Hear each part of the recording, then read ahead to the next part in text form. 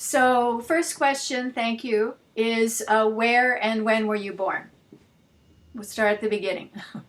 Well, I was born on a Sunday morning in Morristown, New Jersey, and that was in June of 1937. What day in June? I'm interested in your astrological sign. Gemini. Gemini. What? And I will mention too that I'm quite deaf. My hearing aids might not work the best. Okay, I'm a Gemini too, the 12th. Oh no. You're surrounded, Emery. Emery, what about you? Where and when? April 15th, 1943, East St. Louis, Illinois, with a cop chasing a car who almost took them to the wrong hospital. Well, that's a dramatic start.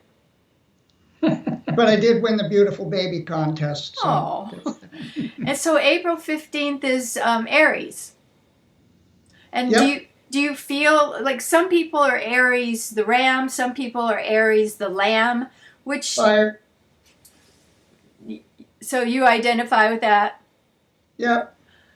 Okay, then what about your education and career path? How did that progress?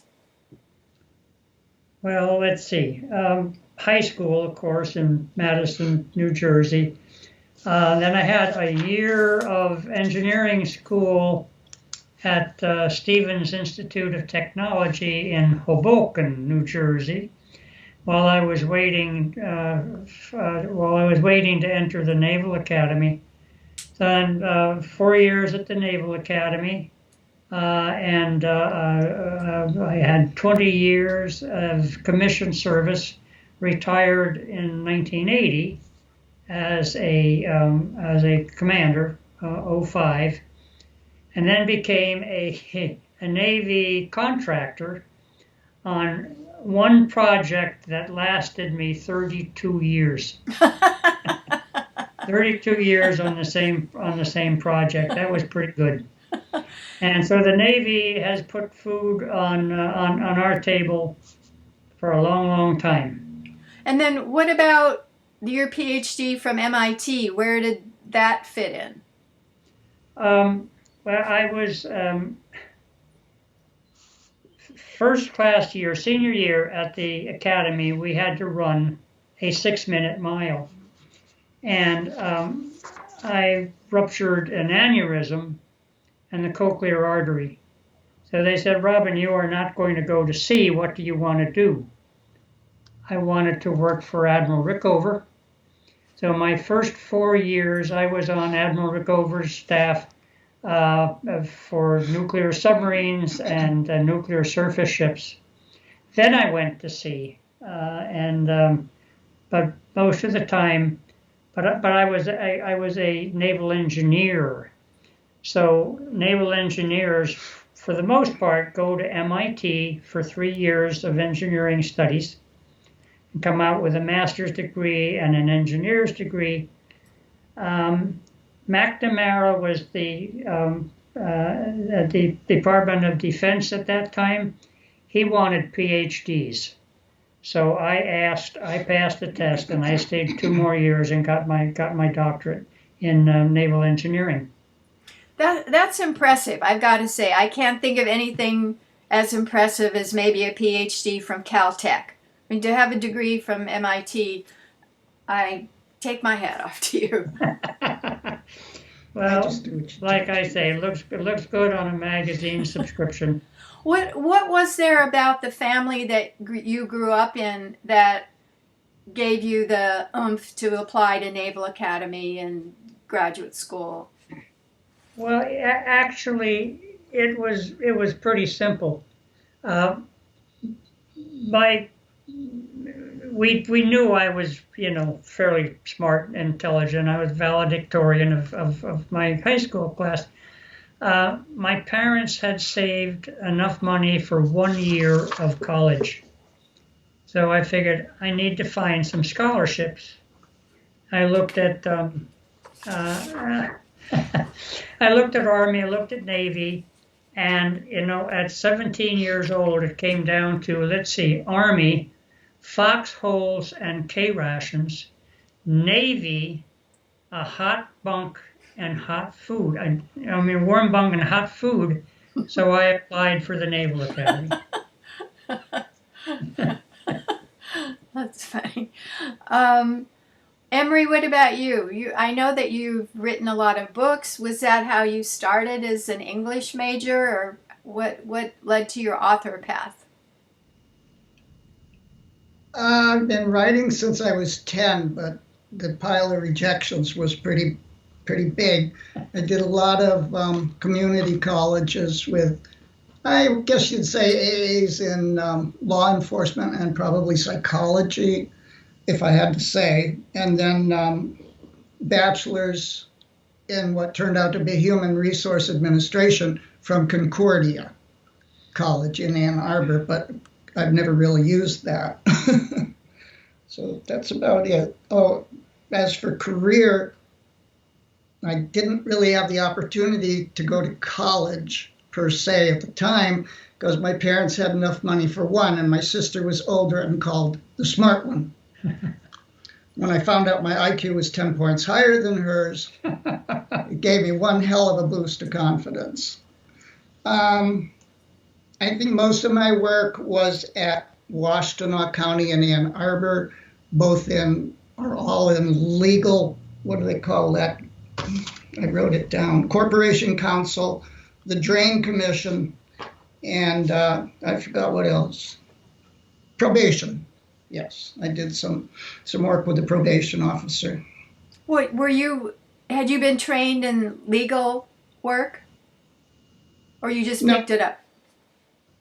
No, I should almost say a gopher. But sometimes being the lowest in the office, you're the only one there on the holiday when the dam threatens to break.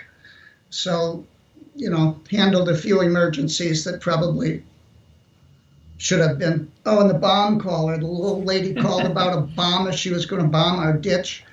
And I went through the whole 3-page protocol with her on that, being nobody else in the office. And it turned out it wasn't our ditch, it was under the road commission jurisdiction. Oh my So I gave her the note. And then when did you two meet? You want to go ahead? Oh, When did we meet? oh, I'm sorry. When did we meet? Well, I threw the frog down your mouth. I have to back up a little bit. I can trace my transness back to about age 9, but it was very, very submerged. And I began my transition when I was about 58. That did not go well in my marriage and at that time. And I moved out to the West Coast. And I decided that I would see a gender counselor and find out what the heck was going on. And that's after several months of my professing to be a cross-dresser. One day she said, "Robyn, I have good news and bad news."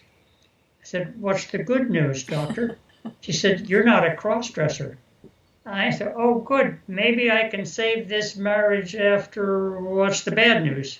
She said, "You are transsexual. What are you going to do about it?" So that was how I really got started. And if you could repeat the actual question again, I can go from there. How you two met? Oh, all right. So I'm out on the West Coast. I am a Reiki healer, so I noticed this online group called the Transgender Aging Network of Larry Cook Daniels. And Larry decided after a few months that she should really start a news list, a news server for older transgender people called Elder TG. I joined that immediately. About 2 months later, this redheaded kid named Emery came into the group, and someone started a story, and someone else added a paragraph, and someone else added another paragraph, and some of the people said, we don't want stories here. So we formed a new group called TG Play, Transgender Play. Robyn and Emery, 14, 15 years old, in our proper gender in high school, those two kids fell in love. And after 6 months or so, Emery asked me to come visit. Went to visit. He proposed. I said, if you could come and live in Seattle over the winter, I'll marry you. We married on Valentine's Day 2000. So we just recently celebrated our 21st anniversary. Congratulations. Thank you. Now you want to hear his version of it? I do. See if I can remember the question. How did you two meet? How did you meet? Well, I knew I was a boy when I was 5, went completely underground at puberty. After my youngest, my gay son, moved away, I lost a job where I was working with a daughter and moved into subsidized housing. So it pretty much was my time. And shortly after that, I don't remember how I found Elder TG, but she did play well and we wrote well. And our fathers used to tell the same jokes. So with the big thump on the head from God or the universe, it just seemed the right way to go. Yeah. And she didn't mind that my character would put frogs down her back in the story. And in those 21 years, we have had one argument. We've had a few, times when we disagreed on something, but only one time have we ever had an argument. Which one was that? Oh, over that menu back in that restaurant. Yeah. That was more of a hangry, feed me type thing. What was I did have to upgrade her grade in recess. Was a terrible thing. She's been learning to play. So, in other words, in this trans group, there was where you would role play going back to how you wish things had developed and act out what you wish you could have done. I get it. Yeah. It lasted for several years, but then it got down. Eventually, it got down to just Emery and I writing back and forth in the story. Other people lost interest, so I burned the school down. I forget.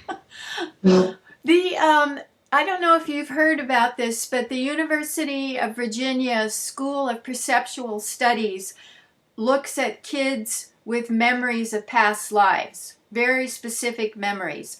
And they found that kids who are not happy with the gender that they were born with often had previous or many other lives as that gender that they feel they should be. And I wondered if that resonates with you at all. Emery, why are you shaking your head?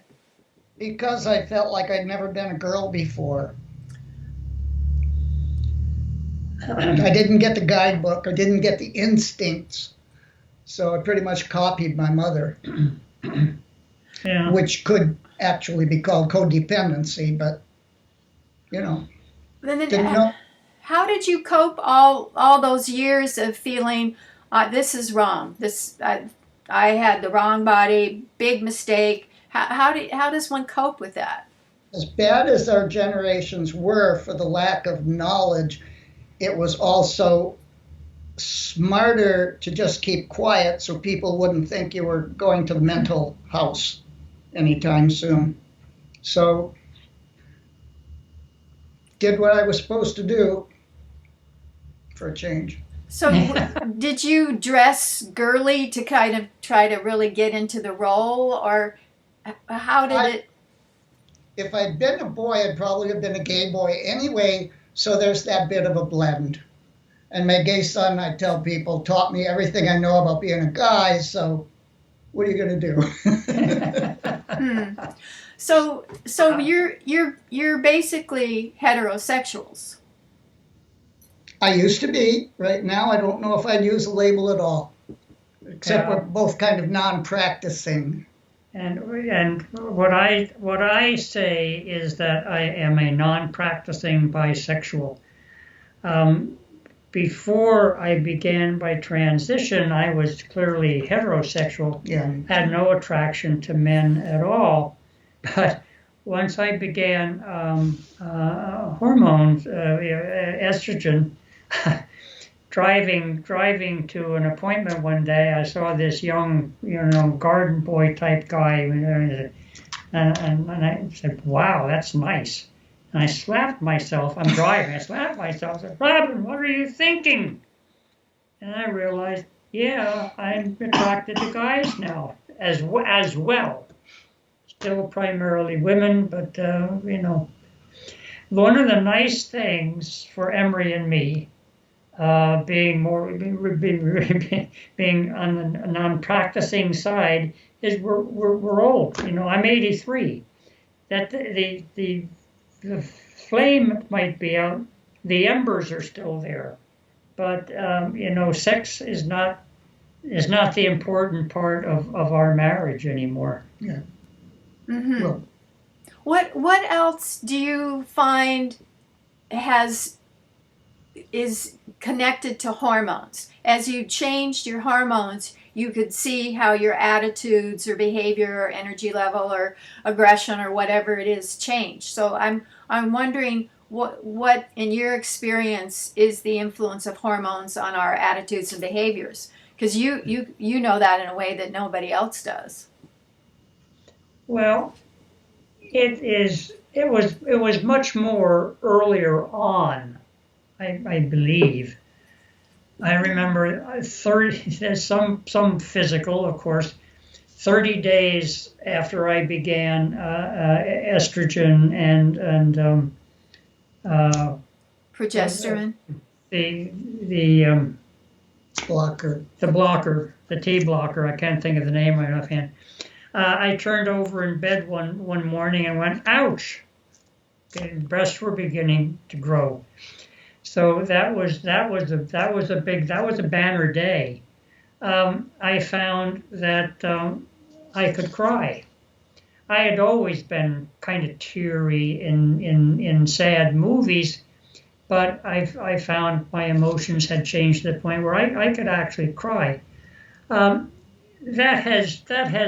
has changed in that I have a lot more life experience now, and our life is good. My previous marriage had turned sour, so of course that was that's kind of devastating. Oh, she and I are friends now. Every other year or so we cross paths on the internet or because of our children. So I don't know. I think my outlook may be somewhat different, but I still do all of the things that I used to do. I still have my amateur radio. I have a brand new telescope. I've picked up diving and snorkeling. And those aren't male female type things, but I have continued to grow, and I've been editing over 50 of Emery's books and in ebooks, and I just have a heck of a time doing that. I love working on his work. So sometimes he won't know it. I'm working on one of his stories, and I just burst out laughing because even in his tragic stories, his earlier stories were rather tragic, always had his humor, and I could laugh during those as well. So I don't know. I've changed. I know I've changed, but I don't really notice it so much. Do you notice that people relate to you differently because you're a woman than when you were a man? I like have less respect or that kind of thing. Yes. Again, I haven't thought much about it, but when we moved here, all of our friends know our story. And to all of them, I'm a woman, Emery is a man. And that's the way we're accepted, and that's the way we're treated. Um, to the point it would on a dive trip. Of course, I'm rooming with another woman. And we're bare, naked as we're getting into our bathing suits and showers and all that sort of thing. No big deal, no deal at all. It's just Robyn. Mm-hmm. Emery, what have you noticed differences from taking testosterone that it changed you in any way? I'm sure it must. I would speak to, there's nothing up there to smooth. Yeah, lost my hair. You don't really lose your hair, it just migrates south to your nose and ears. But more, especially the first, not counting last year, a lot more confidence, a lot more approachability. I think I went from an INFP to the ESTJ, just a flip. But wow. Now I consider more of a blend. I'm not ashamed that I can still sew or be tender or, hug someone. And this past year I've been crying a lot, especially the past 2 weeks when my kids have been acting up. I have a lot of anxiety issues that I don't think I had before. One I've seen is related to the fact that I don't have the male handbook either. I can change a tire, I can help someone in distress. What the hell am I going to do if I get a flat tire? I don't have that background. So that leaves me unsettled. I don't have a good career or military background to bring to the table to talk to other guys with. So, but being a writer is a good excuse. Mm-hmm. Some people say that not having since birth sex roles imposed on you means that there's more equality. It's not automatic. You mow the lawn and I do the cooking. So I wonder how you've divided up family work as a couple. That was, I think, very easy in that she enjoys cooking. I used to enjoy laundry when we had our own things. So it's just like she said about other things. You use what you've got. You do what you're good at. She does mostly the driving because she was a Beltway bandit. And I really never had a good car for 55 years or so. Yeah, and for the gender roles, yeah. Yeah, I do remember when we married, Emery said to me, he said, "I will do the laundry if you will do the cooking." And that's the way it has worked out. I do the bed the bedding. Emery does all of the clothes. And I do the cooking and shopping and for food. And every once in a while, particularly if I've been off on a dive trip and Emery's been home alone, when I come home, there's always a nice big pot of soup that he's made. So he can cook. And every once in a while, I'll say, "Emery, would you mind maybe doing dinner tonight or tomorrow?" So she regrets it. Seriously, she does so much of the cooking that I've probably forgotten how. Or maybe I just faked it to begin with, but it never really sank in as part of the appropriate role. I don't know. I just do what the nice lady tells me. What about you each have 4 children? Is that right? And yes. How have your children been incorporated into your marriage? Not willingly, I'd say. Yeah. I mean, not willingly on their part. Oh, it's not the gender thing. well, I got an earful about what else it might have been, but Yeah. I think they're only too happy to abandon ship, depending on, well, two of mine married relatively uneducated people from the middle states. So the influence that I may have had has worn off, and I've stayed out of their faces and lives as much as I could, so they could foster their own. But anyway, there's been some unpleasantness lately. Hmm. In yours? I will say that I believe still that all of our children have each other's information, how to contact each other. There's been some cross communication between one of my daughters and Emery's gay son. But other than that, the two families of children don't really communicate with each other. This way. Oh, okay, I'm back. So, and they don't all communicate well with us, as Emery just mentioned. I have four. I have one who we text back and forth most every day. I have another who's a couple times a month, and she's the one who just delivered an emotional jolt about what's going on in her life.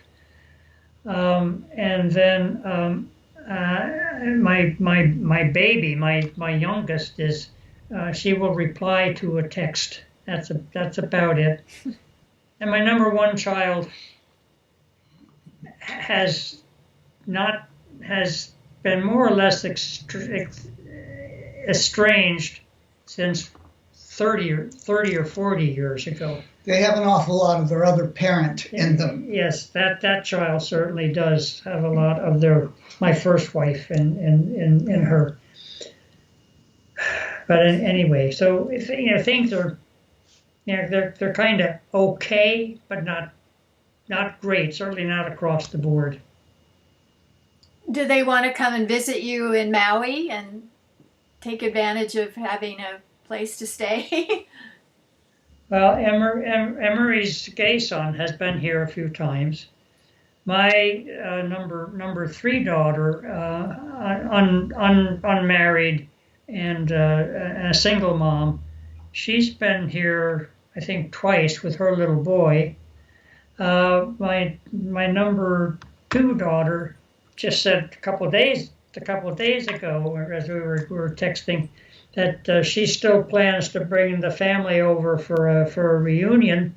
Of course, that got scotched by the pandemic, and her number 2 daughter just was married yesterday, which I missed. I can't travel right now, so I missed that wedding. So anyway, my number 1 daughter, I need to send her an email to find out if she's going to be home on her birthday, so I can send roses. She turns 60 in April. She didn't ask permission or anything. It's just going to happen. Yeah. Masters and Johnson said pair bonding is based on the shared memory of good times. So when have been your best times? What do you do for fun as a couple? Oh, I like annoying her. If you got that, go. I like annoying her. We've been on cruises. We've been in Reston, Virginia, when she would go back to work full time there, and did all the historical sites. We go to pride parades when we are in location to do so.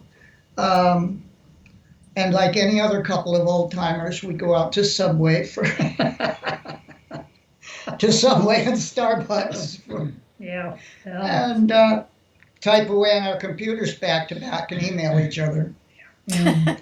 That's about it. Most of it. And we spend Snorkel together. some of our closest times are at dinner each night.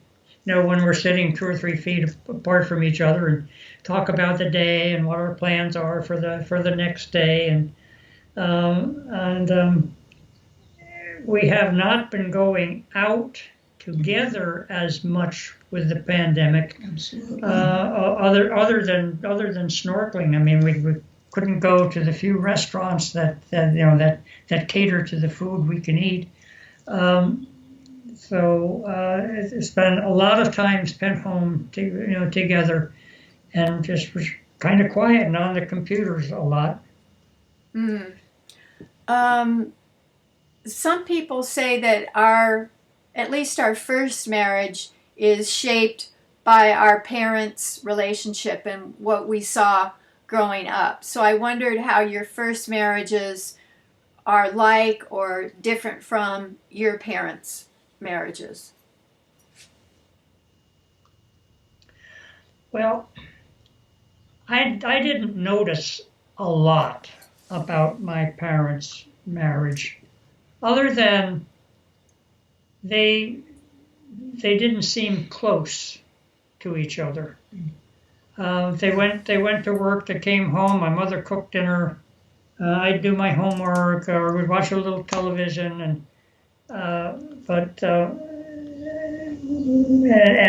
every summer we'd spend 1 week in the car driving wherever my father wanted to drive, and 1 week at the beach, and that was our closest together time.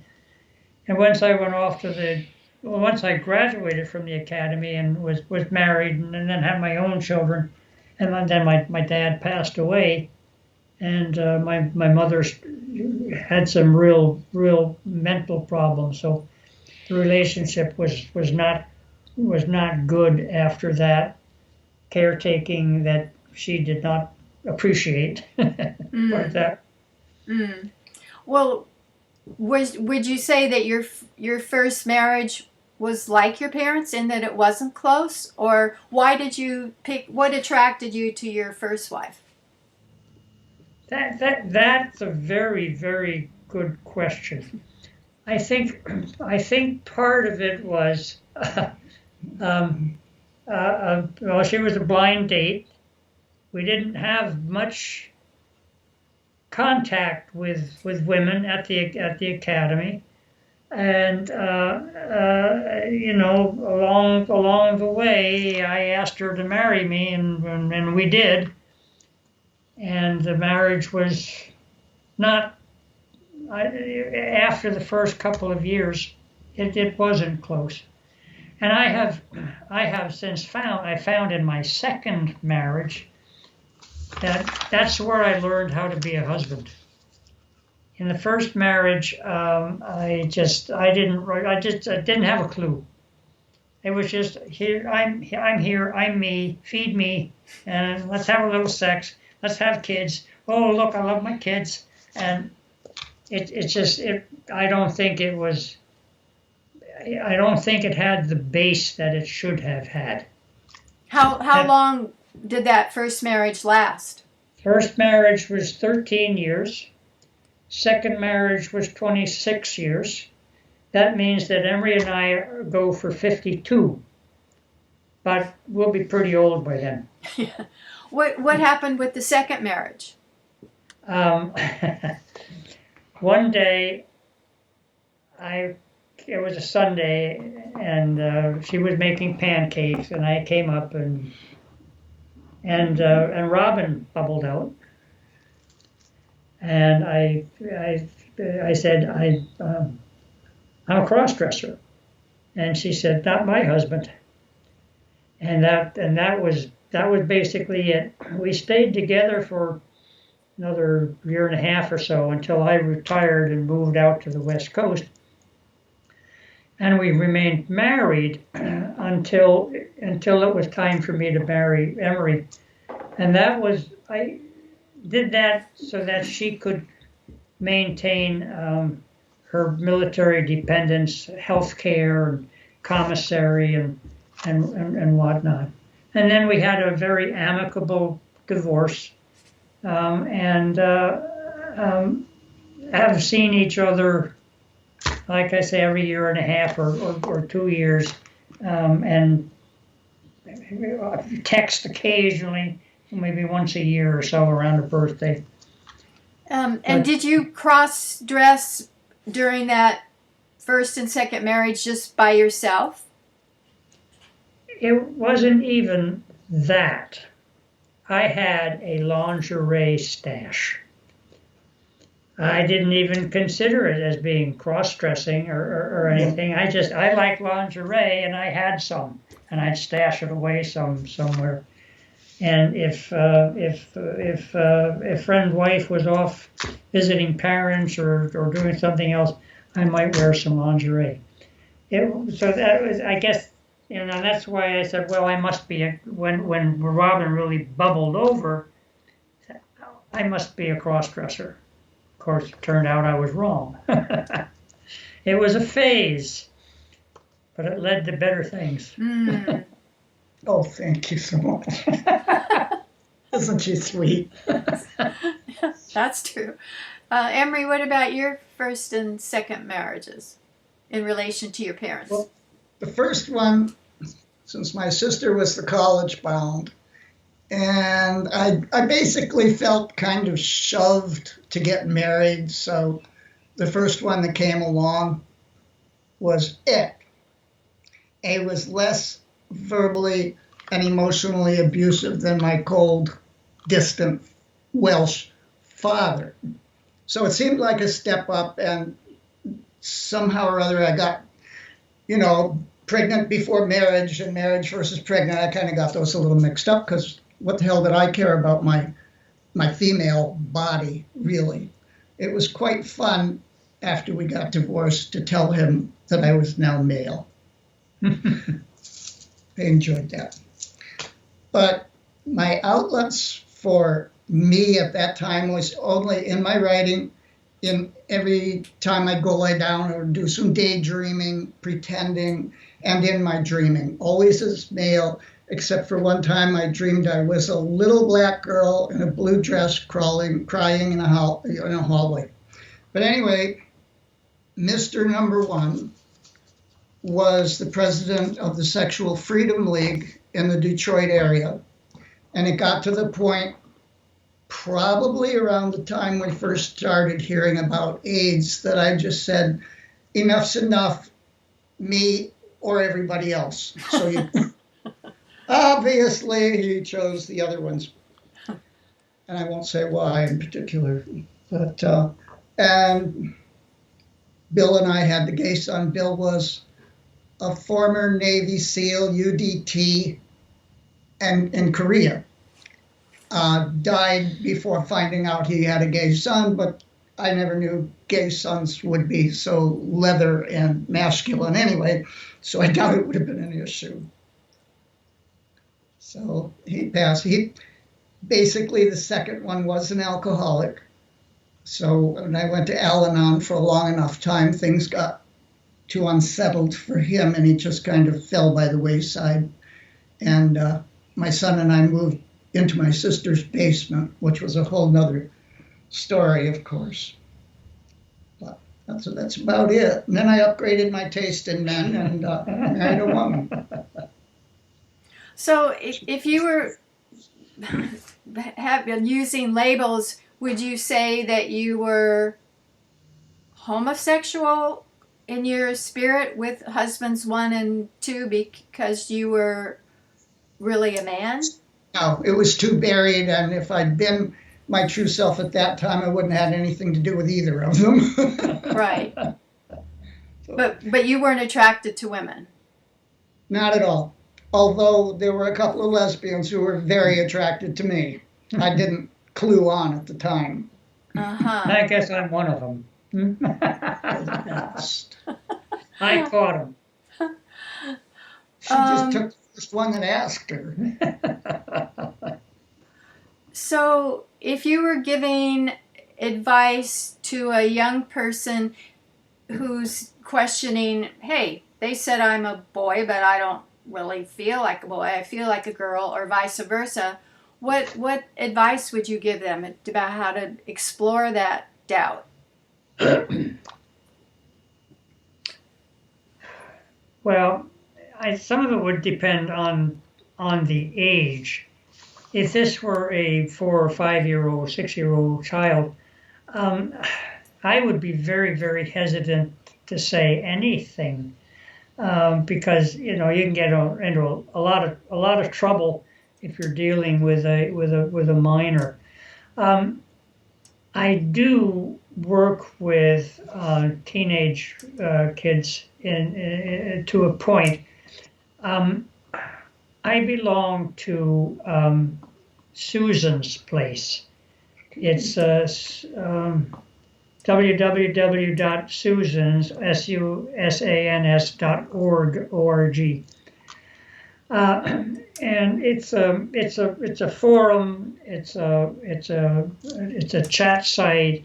I work mostly on the chat side, and we have kids who come in there as young as like 13, and if along the way, if there's an opportunity, if there's a need and an opportunity, I might give some advice to older people as well. It's an all age group.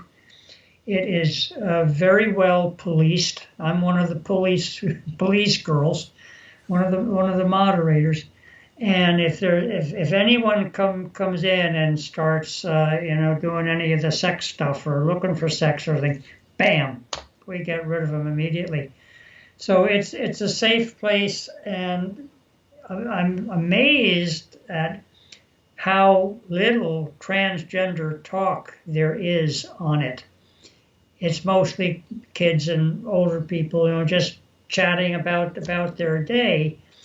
But when it comes up, I mean, you can tell somebody has something on his mind or her mind and trips it off, and we can talk about it.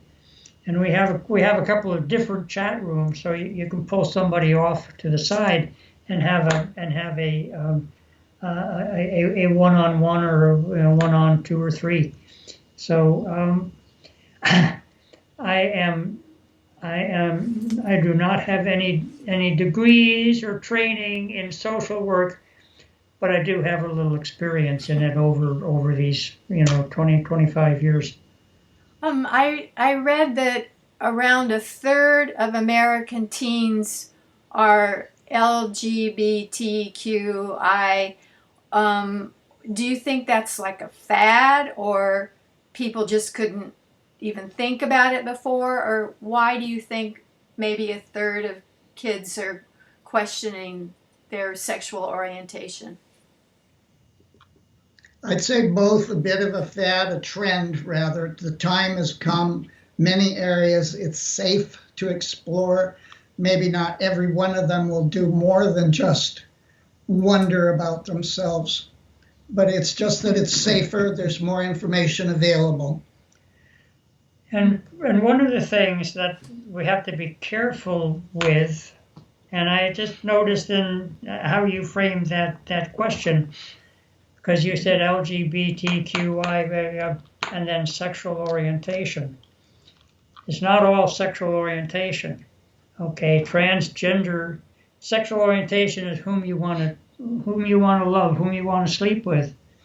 Transgender identity is who you are. But I will say that if you are transgender, the number of degrees of freedom of sexual orientation just blossom, because I started out heterosexual, then I said, well, I must be lesbian, and I'm still heterosexual. No, I think I'm bisexual because I like both men and women. It can be all over the place. But too many people equate transgender with sexual orientation, and they are not linked. They're not directly linked. Got it. Except that for most people, they do have a sexual orientation. So every human being has. Yes, certainly. Emery, It's, It's including asexual. Yeah. yes.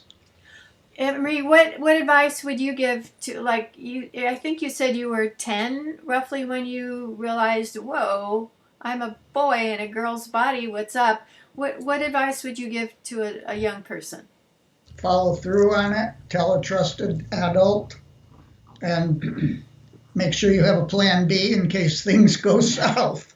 But to follow it, so you don't have 50 years of hostages when you do transition later. It's easier on your family and friends now, even though they don't think so, than it will be later. And as far as easier on them, do what you got to do. Find the right shrinks. Which reminds me of school counselors. If you can't, some young people will say, I'm only 16, I can't afford, my parents wouldn't let me go to a therapist, blah, blah, blah. Mm-hmm. And then you say, well, go to your school counselor. That person can give you some help or point you in a direction for help. Or, as you say, chat lines that are nationwide lines, because the school counselor may not know what the hell to do. Yeah, true, but it's a place to start. Yeah, that's right. Emery, how old were you when you transitioned, when you did the medical procedure and all that, where it was? To 1999, 56. Yeah. Well, over 50. Yeah. Maybe 56. So what gave you the impetus to do it was that you had divorced and you thought, now I'm free, I'll do what I want to do? Yeah, when, the youngest left home and everything, and my time had come. Plus, I had been going to an LGBT group at the university, and moved on from that, of course, and learned a lot at PFLAG from going there when my son came out. So that's about it. And of course, when we married, it kind of opened doors for both of us, because we now were married with someone who would give us permission and all kinds of support. Oh, that's huge. Right, to be who you really want to be. Is there anything else that we haven't talked about that you think people should know about making a good marriage, being egalitarian in your marriage, dealing with gender identity, any of the things we've touched on? One thing I had trouble learning was not to take offense when none was into it. I grew up in a very negative household where you had to pretty much be very careful, and incoming comments were not usually phrased politely like we know how now. So the information wasn't there. Both my parents had been same-sex parent orphaned at very young ages. So they didn't know much either. So I didn't learn much. But don't get mad at the same time, and keep your own private time. Just help when you can. Studying ninjutsu made me use that carefulness and caution that I had to include others around me, checking, make sure nobody is behind me tripping or, so just that awareness too. Yeah. Robyn, how does your interest in Reiki, in energy healing, fit into your military background? And it doesn't naturally flow out of it at all. So I'm really curious. I really don't know how to answer that. Pardon me, but my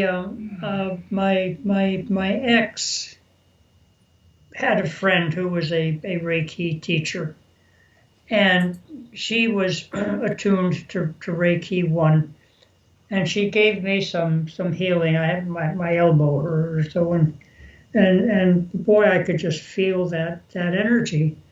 And so I decided that I wanted to be able to do that as well.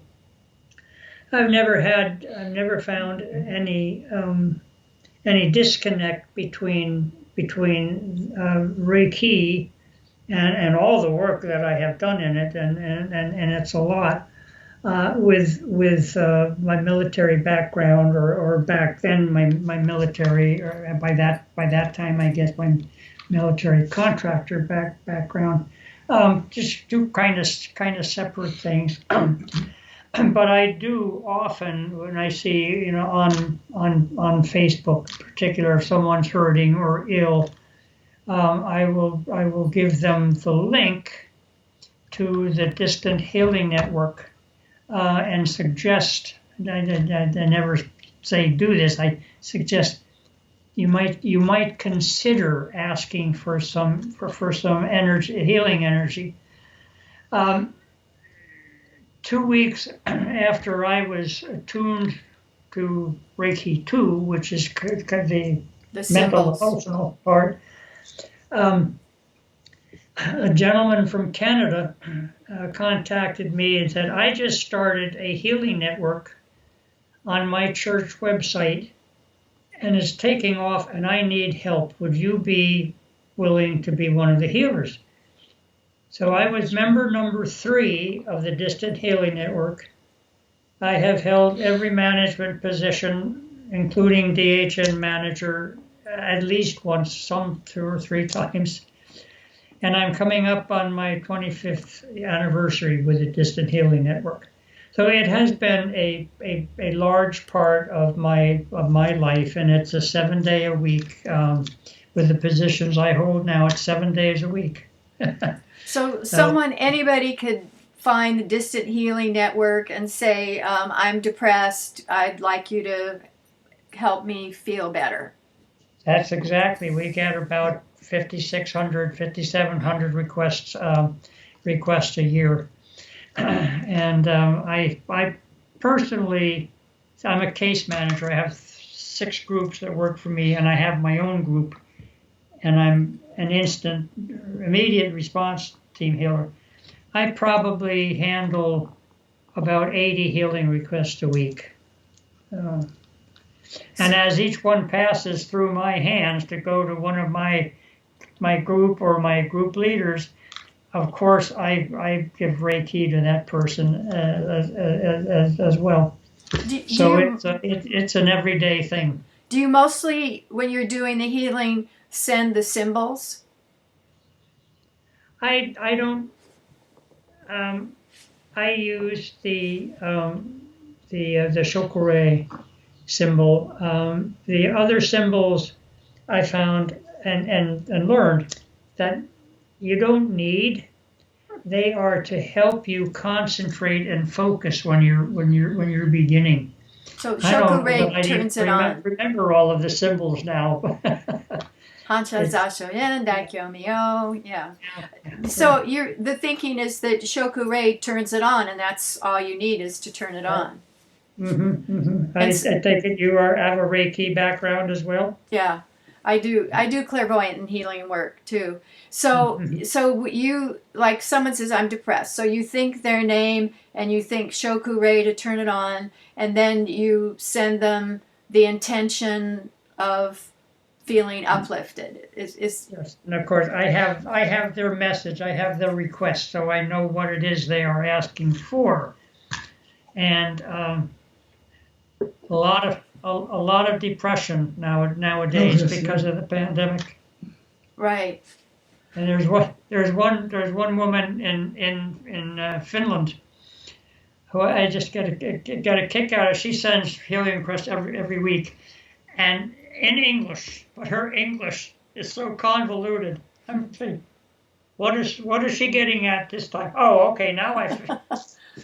It's yeah. Funny. Some of it's fun with different people, but mostly it's just people are hurting in some way, physically or mentally or emotionally or spiritually, and as you know, Reiki doesn't do it all. You still need your doctors, but all that energy helps. Oh, yes.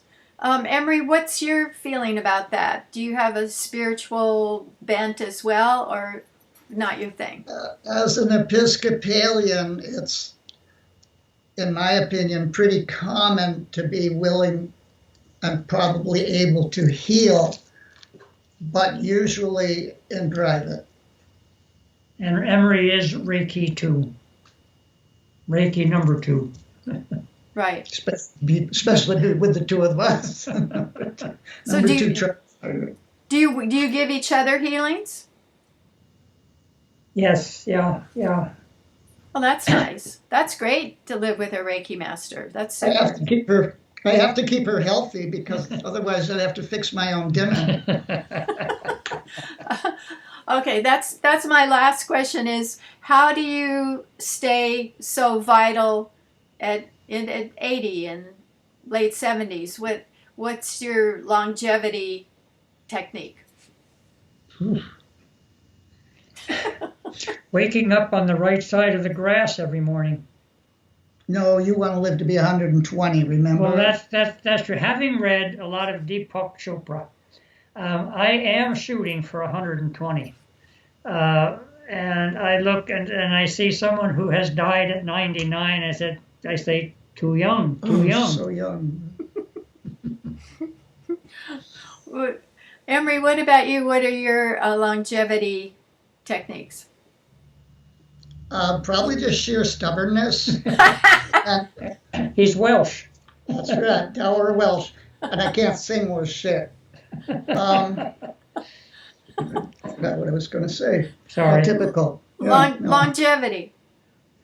Longevity. I do Kalinetics, which is a form of stretching / yoga, Oh, and I've been doing them since about 40 years. So to keep flexible, and I'm at my age and fat, still vain. So I like that my posture is still good. mm-hmm. Yeah. But you're not a dive person, like No dives, snorkeling and walking and hiking and Yeah. imaginary rock climbing. Yeah. I go to the gym 3 days a week and for cardio, and then I pump iron for 45 minutes or so. But when we go through the airport, guess who's carrying the lampshade? She does all the lampshade? heavy work. Laurel and Hardy. Or Sorry. was it the other? I don't remember. One's got all the luggage and the other one's got the lampshade. You know, it's Oh. she's doing suitcases. So that carries over from previous life. Got it. Yeah. Woman strong like ox will Yeah. not say second line.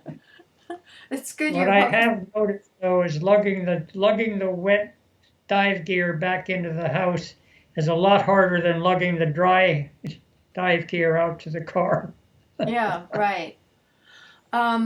Great. I'm gonna say thank you.